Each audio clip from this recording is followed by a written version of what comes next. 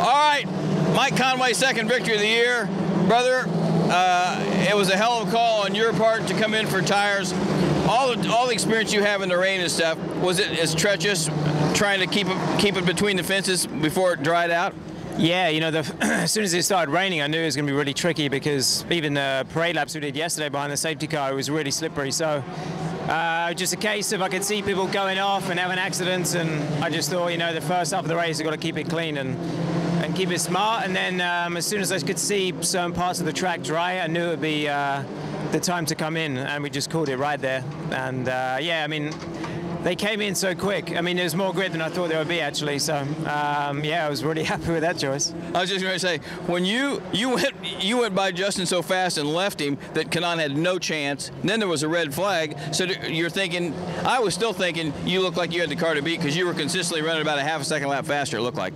Yeah, I knew once I had that buffer coming in with Justin behind me, I thought, okay, just get a good start here and good turn one, and then, you know, we should be all right. Just keep that buffer, and then I think I just kept pulling away, but didn't want to push too hard. You know, there was areas where it looks dry, but I just didn't want to risk it and turn in early and have a massive understeer moment and end up in the wall. So it was still taking it cautious, even though it could pull away. It confounds probably some of the guys in our team and guys like us in the media. You're so good at Detroit and you're so good at Long Beach, but you struggle a little bit at Houston and you didn't qualify where you usually do here.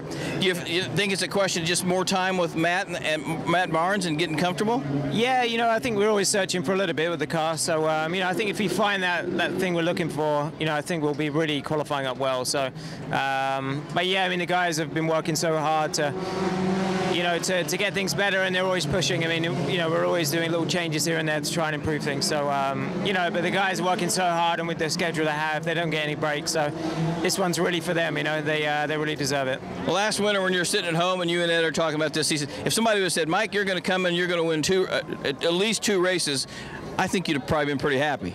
Yeah, for sure. But, you know, the races when we haven't won, you know, I've been disappointed. So, you know, it's what you expect. As soon as you win one, you're like, oh, you know, I want to win some more. So we've got a few races left in the season to go, and I like the next two coming up. So hopefully we can have some good results, and I know Ed's going to kick some ass at Milwaukee and Fontana. So.